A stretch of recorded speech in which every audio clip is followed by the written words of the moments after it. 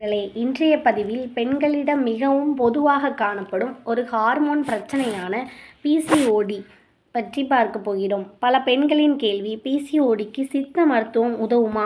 இதற்கான பதிலை விரிவாக தெரிந்து கொள்வோம். பிசிஓடினா என்ன அப்படின்னு பார்த்தீங்கன்னா, பிசிஓடி என்பது பெண்களின் கருப்பையில் சிறிய நீர்க்கட்டிகள் உருவாகி ஹார்மோன் சமநிலையில் மாற்றம் ஏற்படும் ஒரு நிலை. இது கருத்தரிக்கும் வயதில் உள்ள பெண்களுக்கு அதிகமாக காணப்படுகிறது. அப்போனா பிசிஓடியோட முக்கிய அறிகுறி என்ன அப்படின்னு பார்த்தீங்கன்னா, மாதவிடாய் ஒழுங்காக வராமல் இருப்பது, உடல் எடை அதிகரித்தல், முகப்பரு, முகம் அல்லது உடலில் தேவையற்ற முடி வளர்தல், முடி உதிர்தல், கருத்தரிக்க சிரமம், அதிக சோர்வு. பிசிஓடி ஏன் வருகிறது அப்படின்னு பார்த்தீங்கன்னா, ஹார்மோன் மாற்றங்கள், இன்சுலின் எதிர்ப்பு, பரம்பரை காரணம், உடல் பருமன், உடற்பயிற்சி இல்லாமை, மன அழுத்தம், தூக்கமின்மை. இதனால் சித்த மருத்துவத்தில் நமக்கு என்ன பலன் அப்படின்னு பார்த்தீங்கன்னா, சில பெண்களுக்கு சித்த மருத்துவம் வாழ்க்கை முறை மாற்றங்கள் மற்றும் அறிகுறிகளை கட்டுப்படுத்த உதவக்கூடும். ஆனால் இது ஒவ்வொருவரின் உடல்நிலை, வயது, அறிகுறிகளின் தீவிரம் மற்றும் கருத்தரிப்பு திட்டம் போன்றவற்றை பொறுத்து மாறுபடும். சித்த மருத்துவத்தில் பொதுவாக கவனம் செலுத்தப்படுவது உணவு முறை, வாழ்க்கை முறை, உடல் எடையை சீராக வைத்தல், செரிமானத்தை மேம்படுத்துதல், உடலின் சமநிலையை பேணுதல்.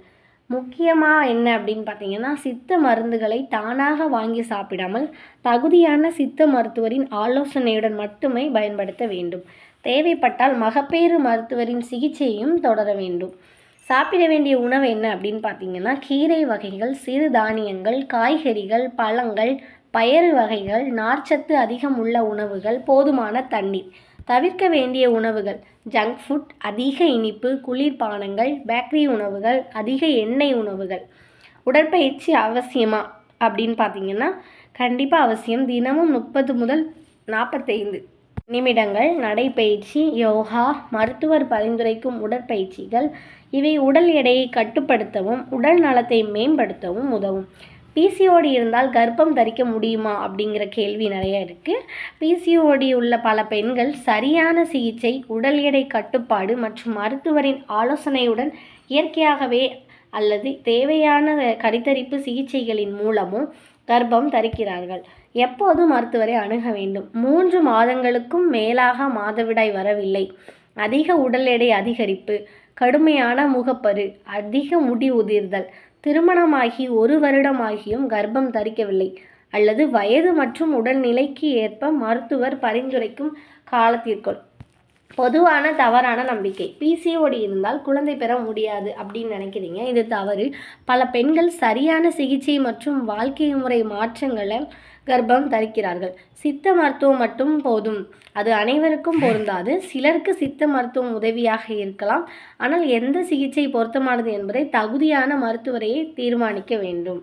அதுக்கப்புறம் பார்த்திங்கன்னா, அன்பான சகோதரிகளே, பிசிஓடி என்பது பயப்பட வேண்டிய நோய் அல்ல.